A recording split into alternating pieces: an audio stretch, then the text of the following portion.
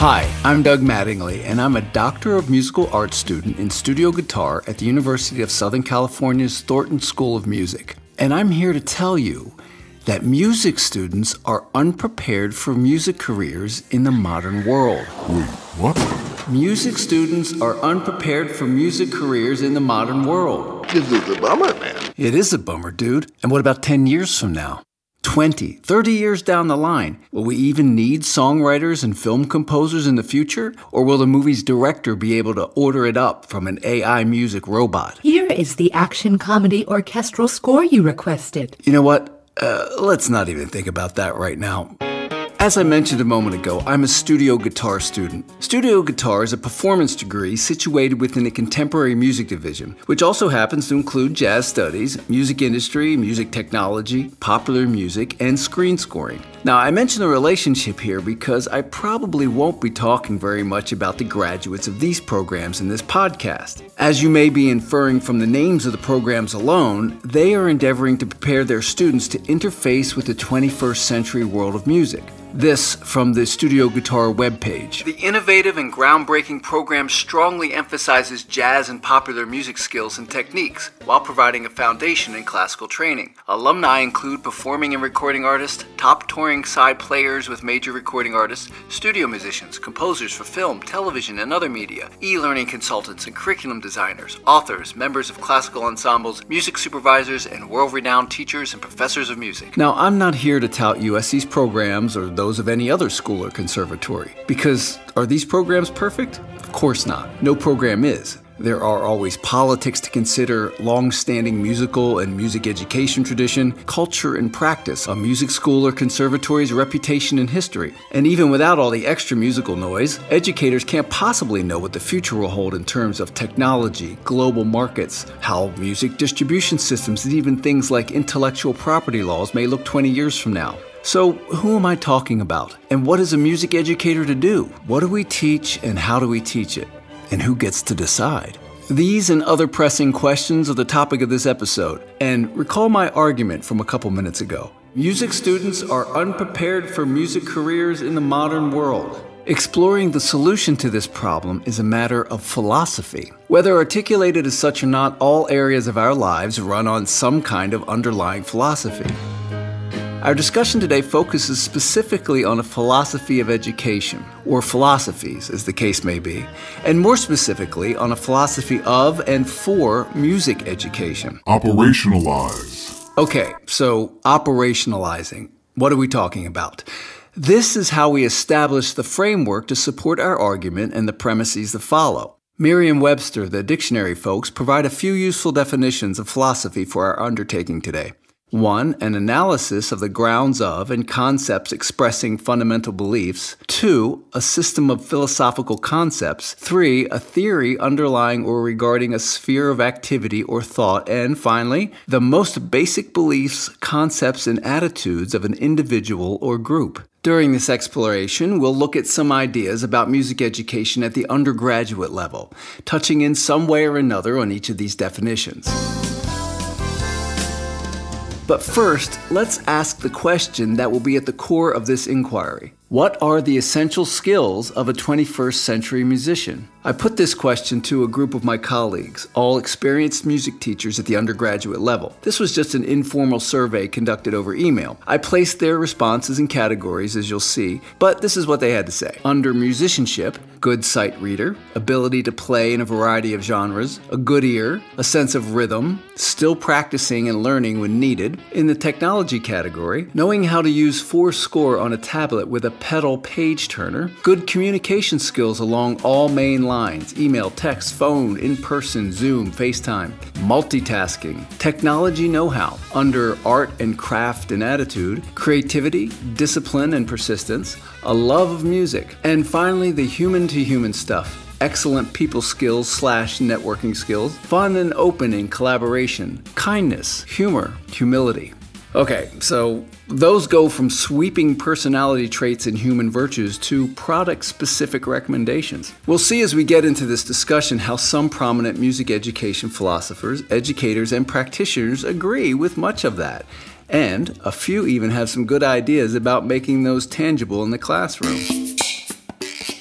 So what's the problem? Is there something or things in our current college music ed system getting in the way of some of these positive outcomes? This from music educator Ed Sareth. Oh, by the way, I got some of my actor friends to read quotes just to spice up the proceedings. The conventional music studies model, even with its ostensible grounding in the European classical tradition, represents a stark deviation from the creative roots of that very tradition, in which, up until roughly 2 centuries ago, most practitioners were active as improvisers, composers, and performers. Christopher Small chimes in. We know what kind of music is dealt with in the music departments of universities and colleges, and in schools and conservatories of music. It is regarded as the model and paradigm for all musical experience, as can be seen from the fact that a classical training is thought to be a fit preparation for any other kind of musical performance. Okay, so we're talking about classical music?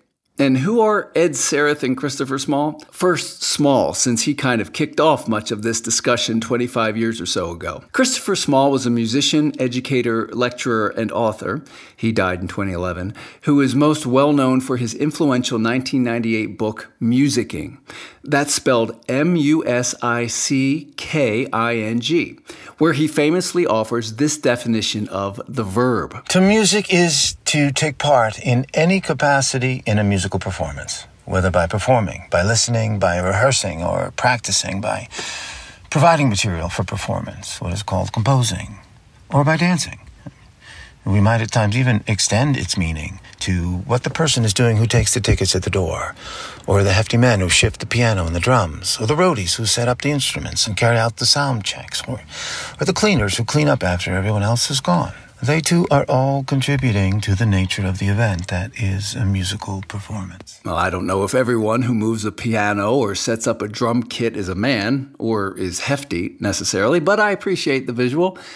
And who is Ed Sareth? He is professor of music in the Department in Jazz and Contemporary Improvisation at the University of Michigan School of Music, Theater, and Dance, and also director of the UM program in Creativity and Consciousness Studies. He is lead author of Transforming Music Study from Its Foundations, a manifesto for progressive change in the undergraduate preparation of music majors. We'll be referring to this as the manifesto, and we'll be talking about it in a moment or two. Sareth is also one of the authors of Redefining Music Studies in the Age of Change, Creativity, Diversity, Integration. The overarching theme of the book is that a foundational systemic overhaul of the undergraduate music program has the capacity to entirely revitalize the European classical tradition, and the authors look at practical steps that can be taken. Why do they think the classical European tradition needs an overhaul? Well, in part because up until about the middle of the 19th century, pretty much all European classical musicians could not only perform, but could also compose and improvise. Bach, Mozart, and Beethoven were all highly skilled improvisers. Chopin, Liszt. John Mortensen, professor of piano at Cedarville University in Ohio, who is not associated with the task force, opines, "There's something stultifying about a tradition where millions of pianists are all playing the same 100 compositions. The way we've developed musicians is falling apart, as it was designed for a very narrow outcome, preserving and perfecting the canonic repertoire. Something in our soul dies." He continues, "Now students are looking for a different, more flexible form of musicianship, and the schools are, by and large, not prepared to offer that." Sareth et al. Examine how music studies might be redefined through the lenses of creativity, diversity, and integration. They say this: What we have found missing are philosophical perspectives and discourse that emanate from a nexus among the nature of music itself, the fundamental nature and work of being a musician in society, and the responsibilities of musicians to contribute to the public good.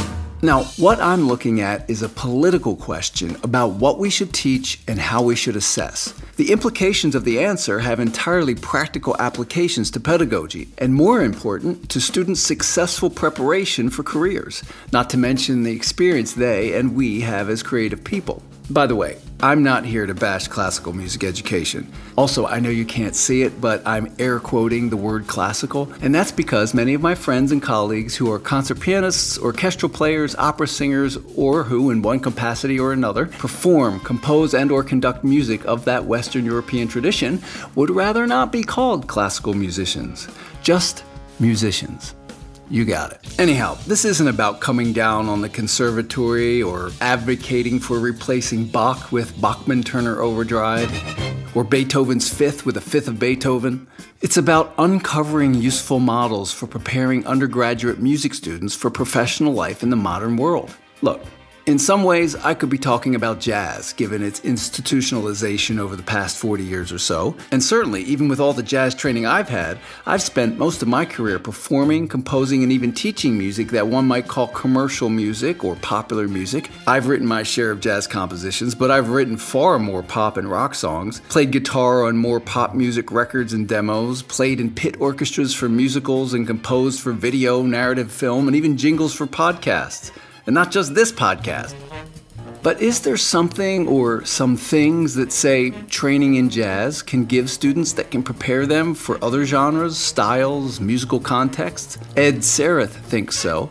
And so do a few other people, music educators specifically, not like, just your random uncle or a guy on a bus, unless the guy on the bus is Ed Sarath. So what about this manifesto, and who is the College Music Task Force? Thanks for reminding me. It's called the Task Force on the Undergraduate Music Major, or TFUMM, TFUM. In 2013, Patricia Sheehan Campbell, president of the College Music Society, appointed a national task force to consider what it means to be an educated musician in the 21st century, and the recommendations that may follow for progressive change in the undergraduate music major curriculum. So, about those specific skills that the 21st century musician needs, I told you what my friends and colleagues had to say. This is what the task force had to say. These foundational skills include the ability to improvise, to compose new music relevant to the times, to perform well, to teach effectively, and to think critically about the role of music, realizing all its contemporary and historical diversity in human life. The model that the College Music Society Task Force is advocating for, they call the Contemporary Improviser Composer Performer Identity, also known as CICP. Now, from my perspective as a former undergraduate music major and as someone who teaches college students who aspire to be music professionals, I think we should be saying to 18-year-old students entering these music programs on day one, you are an artist. No one can take that away from you. What you need to work on in these next 4 years are skills. You don't want to have to backtrack when you're 30 or 35 years old to pick up these skills that you're weak on, and we should keep reminding them of that. I say this in part because I remember being 18 years old and just wanting to express myself as an artist, regardless of the deficiencies in my knowledge and skill sets. And the attrition rate among my classmates, we started with 12 freshman guitar majors and only 3 of us made it all the way through the program. I think that attrition rate was largely attributable to a misunderstanding of what the program was promising to deliver. And I've had plenty of students over the years resist learning to read music or resist engaging with technology because they don't think they'll need it. I'm not saying students should be discouraged from expressing themselves artistically during the undergraduate degree. Just the opposite. I'm just calling for educators to provide a functional context for the creativity and the craftsmanship to coexist. I know I wasted a fair amount of time as an undergraduate trying to buck the system. Now, all that said, I think there is at least anecdotal evidence in my experience and in that of my classmates and many others to consider what Ed Sarath and the task force are proposing. Now, for my money and students' tuition money, and Ed and TFUM agree, is that to prepare 21st century musicians, we also need to embrace music technology. Students should leave a 4-year program being able to produce a tangible material product. I think constructivists like education reformer John Dewey would agree as well, and not just be able to interpret existing music from a score. By the way, constructivism is the idea that learners construct knowledge rather than just passively take in information. Learning by doing. Anyhow, here are 5 things a graduate should have. The ability to produce a quality recording of a performance, the ability to create using music technology, the ability to mix a multi-track recording, the ability to distribute it, the ability to access music technology and the modern means of creating music. So to accomplish all this, to train students in CICP, the Contemporary Improviser Composer Performer Identity, is there a specific genre or tradition we should be teaching and learning, like jazz, as I mentioned before? Or should it be more freeform, absent of the considerations and limitations of any specific musical genre? Instead, Ed Sarath asks this question. What are the processes and structures in which students need grounding? He says, first and foremost is an expansive, inclusive, and nuanced view of creativity that regards improvising and composing as foundational processes that support creativity within all aspects of musical inquiry and engagement. Sareth continues. Systematic composition studies that intertwine European tradition concert music practices with songwriting approaches from popular music and small and large ensemble jazz composition strategies expand the creative process spectrum in ways that are relevant to both traditional and contemporary music. In the manifesto, the task force writes, African-derived musics, including jazz, offer unparalleled and mostly missed opportunities to fashion the identity of the improviser-composer-performer. TFUMM acknowledges, however, that this potential also exists in European classical music and many folk, popular, and classical traditions from other parts of the world. Okay, Ed and TFUM, but why jazz? How does learning jazz help us play other kinds of music? Again, Ed Sareth. By any reasonable reckoning of the function of music in human life, the Afro-American tradition is the major music of the West in the 20th century, of far greater human significance than those remnants of the great European classical tradition that are to be heard today in the concert halls and opera houses of the industrial world, East and West. My own career has been a testament to this point of view. My training as an undergraduate, while it consisted of classical theory and ear training, orchestral conducting, classical music history, all the conservatory stuff, the guitar portion, I was a guitar major, was all jazz-based. And we did have a year-long course called Current Electric Guitar Styles. We called it Guitar Styles of the Rich and Famous.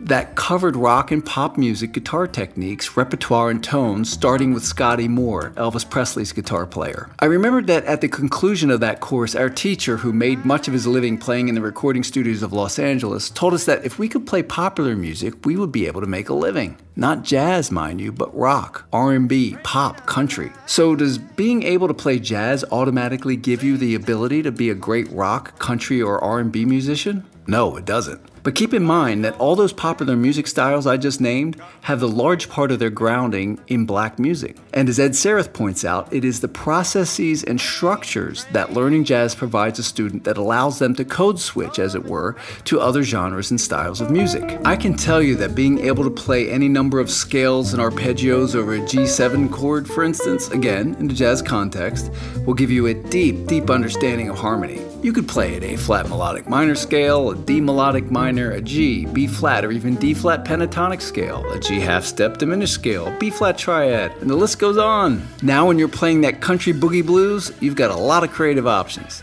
As we heard a moment ago, Ed Sareth addresses the composition component. I'll go further. If we can use songwriting approaches from popular music in composition, we can use popular music approaches in improvisation.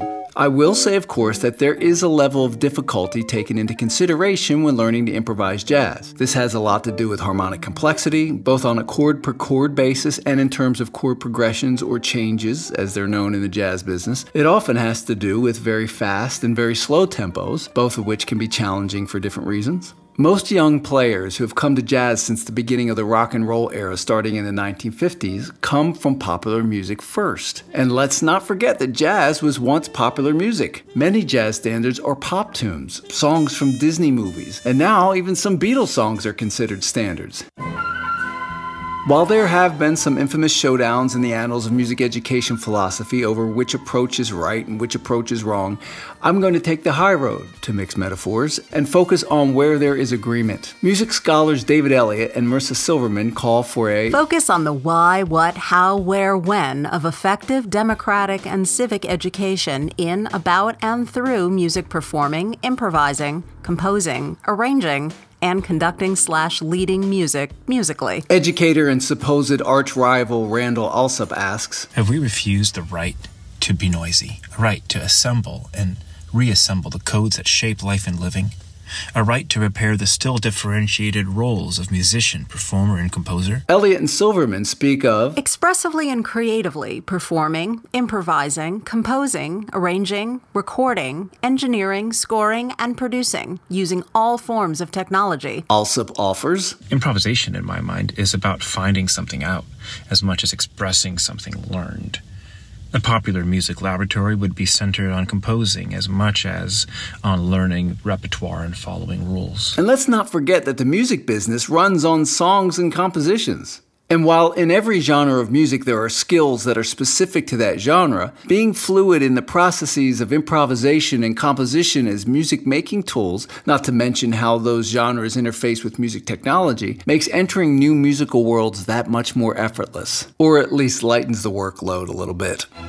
So what would this new world of undergraduate education look like? Well, if we do something like what the College Music Task Force recommends, it seems to me that it might look like the inverse of what we currently see at the undergraduate level. What we have now looks something like this: classical music conservatory training at the core of music studies that all students must take. And then we have courses specific to jazz majors, like improvisation and jazz theory, taken only by those students. Music technology, like recording and mixing classes required of only music tech majors. And popular music courses like songwriting and drum set proficiency, taken only by pop music majors. But what if instead we had a jazz curriculum at the center of the conservatory universe that would include courses in improvisation, composing, and music technology required for all undergraduate music majors? Western European classical music would be a genre that could be a major area of study the way jazz studies is a major today. Maybe jazz studies would be the normative position, but where some students would choose to enroll in a Western European studies or classical studies major. From my reading of the material, it appears that Ed Sarath and TFUM are looking for a way to bring back improvisation and composition to the Western European tradition. At the same time, they're looking at what genre of music would be most useful to study, given that the most influential music tradition in the world today